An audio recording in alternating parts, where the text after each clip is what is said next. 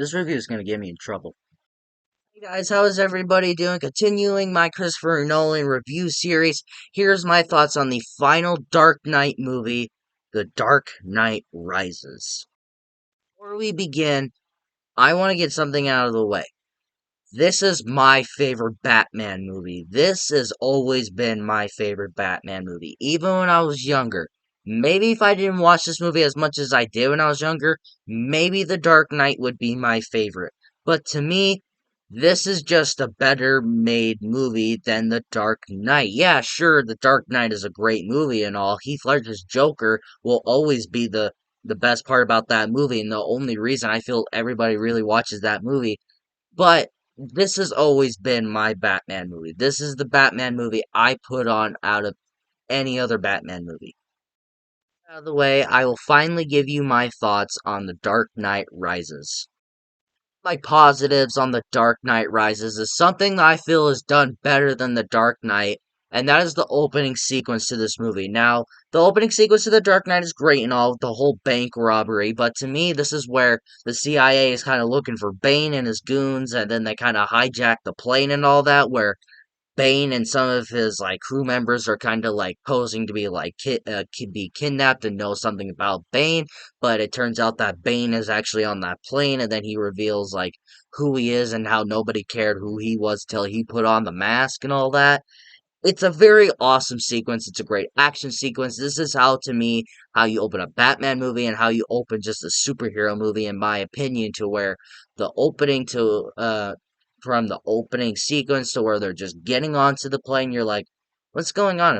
And they're talking about Bane and all that. And like, and then you see like this really buff dude, and it really focuses on this guy just wearing like a simple black shirt, and you're like, that guy seems suspicious, and then all of a sudden you hear this like weird voice. Perhaps he's looking for something about why he would be shoot a man instead of just throwing him out of the plane. You hear that voice and you go, "What the hell was that?" And then this guy just slowly pulls off this little hood off of his face.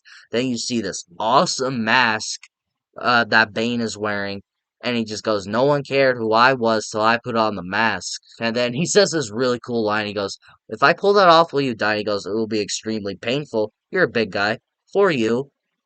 That just shows how intimidating the Bane is. To me, the Bane in this movie is more intimidating than the Joker, but the Joker has never been intimidating. He's just a fucking wacko.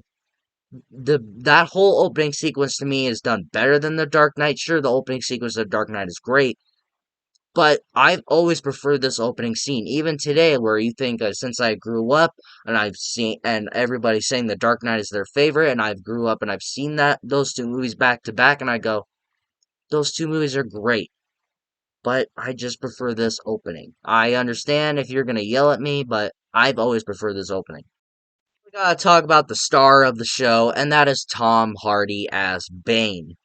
Tom Hardy as Bane is one of the best castings ever. He is a fantastic actor. What he goes through just to get buffed for a role, like if you've seen his filmography, he goes from just being looking like himself to this really skinny dude into these like really buff dudes and all of that. And Tom Hardy actually had to take a break from Hollywood because he was doing so much on his body just to get roles, especially this role. He got really buff just to play this specific role. That's how you show how confident he was to play this role, and how like Heath Ledger, how dedicated he was to play this role. I love Tom Hardy as Bane. Yeah, sure, Heath Ledger's way better. Heath Ledger's Joker will always be the best Batman villain, but Tom Hardy's Bane is my second favorite Batman villain. A lot of people seem to shit on him for some reason. I've actually seen some people say that it's not comic book accurate. Oh, he's horrible, and I'm going, what the hell are you talking about? What crack are you smoking? I love Tom Hardy's Bane, and I love how they make him more like realistic to where in the comics and a lot of the video games, Bane is injected with a bunch of venom that makes him big and tough and violent.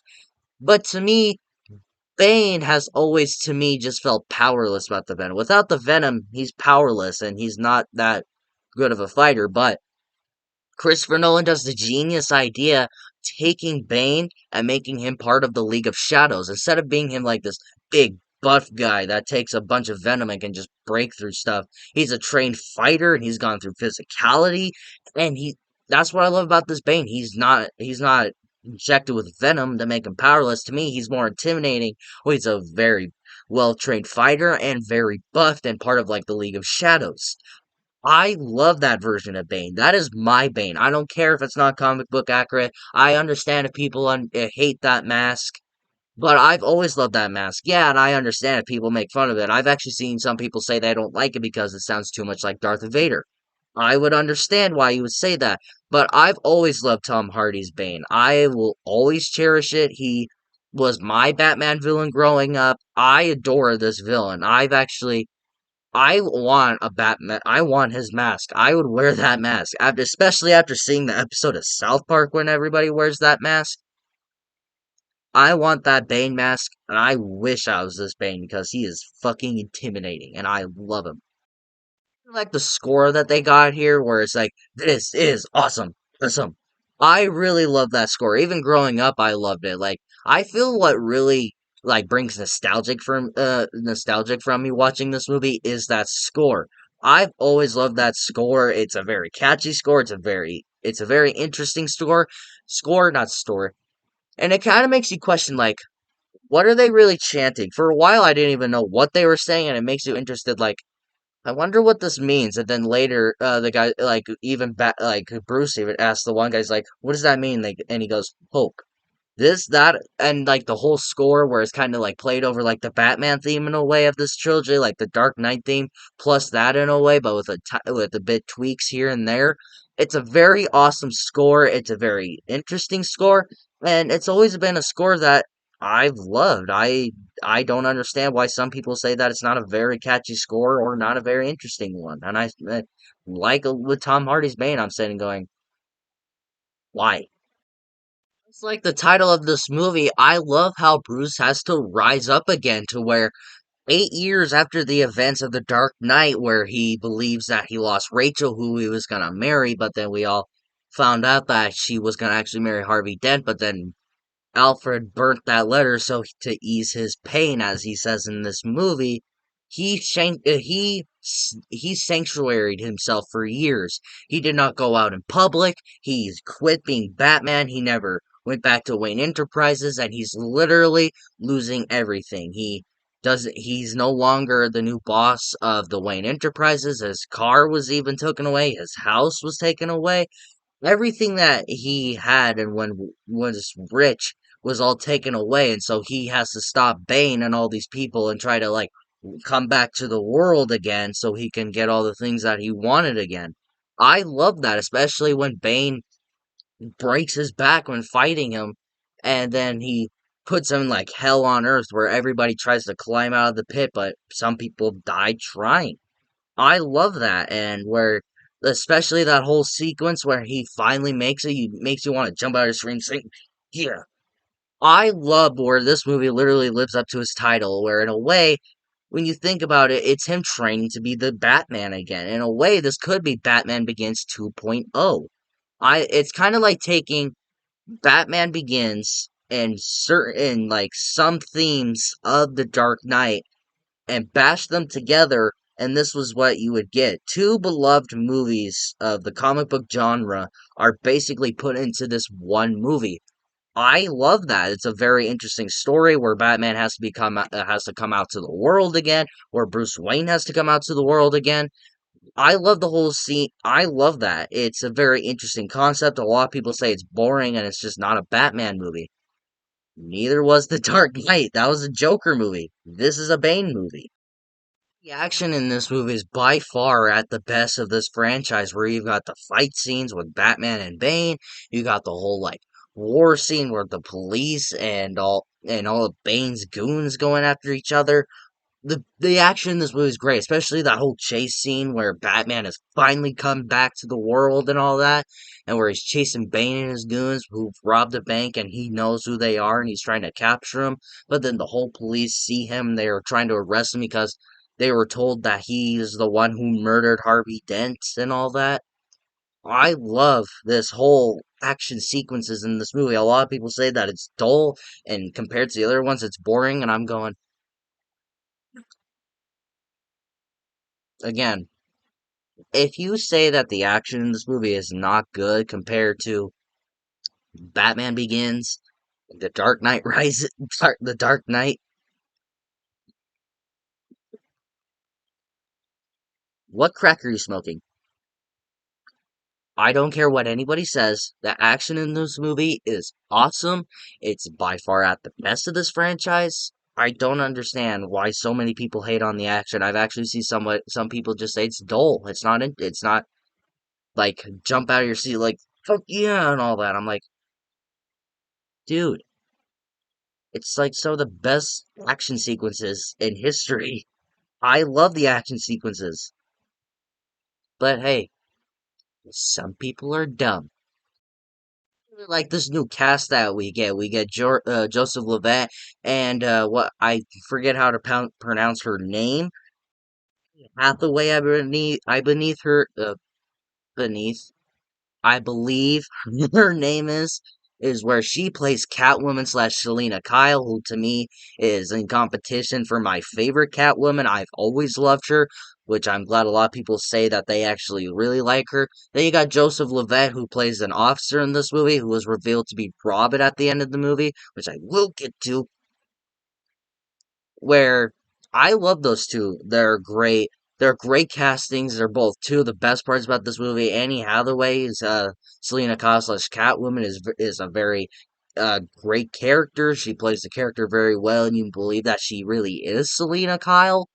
I love Annie Hathaway as Catwoman. I'm glad a lot of people actually say that she's really good in the role. I think she's very good to where I think her and Christian Bale have great chemistry together. I think she's one of the highlights about this movie. I've always loved her, and as a little boy, I thought she was very attractive, and she was kind of like my celebrity crush for a while. Anyways, I love Annie Hathaway as Catwoman and Selena Kyle in this movie. She's perfectly cast, and then you got Joseph Levet, who plays an officer in this movie, who's kind of just like there, and you're like, who is this guy? Hey, like his character is great. I love his character. A lot of people say that he's just kind of there until they find out who he is in the ending, and then people are loving him and all that. I think he's a great character in this movie. I love the casting of him, especially after seeing Inception and all that. He's great in this movie where he's kind of like a superhero and he knows that Bruce Wayne is Batman and all that. I love him in this movie. I love how in the end it's revealed that he is in fact Robin. I love this movie, and there's new cast, and then you also got the girl who plays Talia al Ghul. I forget her name, but she does really good in this movie. She doesn't have too much screen time, but what screen time she does have, she is excellent in this movie in my mind. The new cast members that we get in this movie are great, and uh, besides from The Dark Knight, are second best. Well, technically third best because you got Batman Begins, which started all of this. Something I want to talk about before I get into my one flaw about this movie. And this is not a flaw. The ending to this movie is the perfect ending to a franchise and to these characters, but it also does it in the most frustrating way possible. Where this movie was advertised to be the last Dark Knight movie, which it is. It totally is. I'm not saying that's the negative on this, where it sets up a sequel. It kind of does that. What it does, it shows Robin, who goes and grabs Bruce Wayne's gear that he left him, and it also shows that he survived in the end of the movie. And it shows clips of him, like how the ship was able to do autopilot and he survived and all that. It does all these things. It shows that Bruce Wayne is actually still alive and not dead.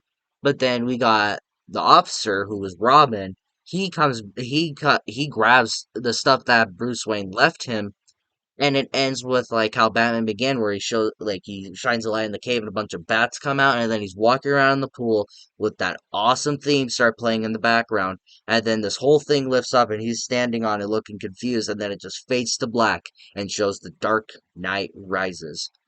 The perfect ending to a franchise, but also one of the most fucking frustrating in the world. This movie sets up a Robin spinoff, which I would have loved to see. Christopher Nolan, hi, if you're watching this, thank you. I hardly doubt that you are, though.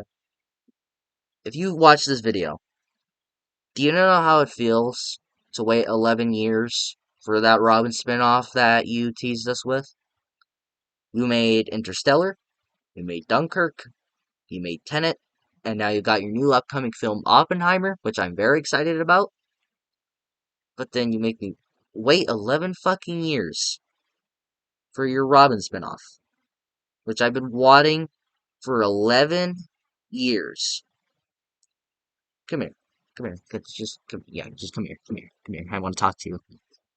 Do you know what it's like waiting 11 years for a superhero movie you were kind of promised at the end of your movie? Do you know how many nights I cried myself to sleep?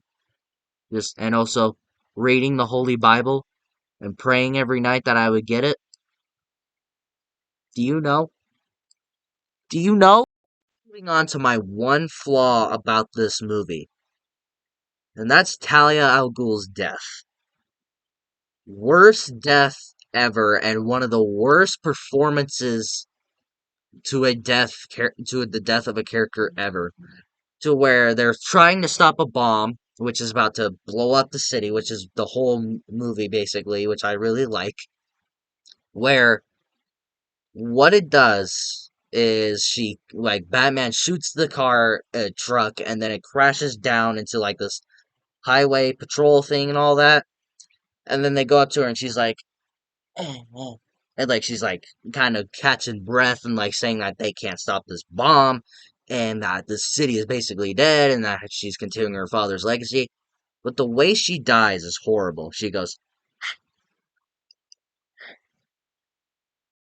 yeah, Christopher Nolan, I know you've gotten better performances out of your actors and actresses, but were you just like, did you like wake up at like 5 in the morning when you went to bed at like 2 in the morning, and then you just woke up and you just told that actress to be like, oh, uh just just oh, guys, that's the only flaw I have about this movie. If it weren't for that, this would be a flawless movie in my mind. I adore this movie. It's one of my favorite movies ever made. It's one of my favorite comic book movies. It's easily in my top three or five at least. I adore this movie. I don't understand why a lot of people really bash on it for saying it's the weakest of the Dark Knight trilogy.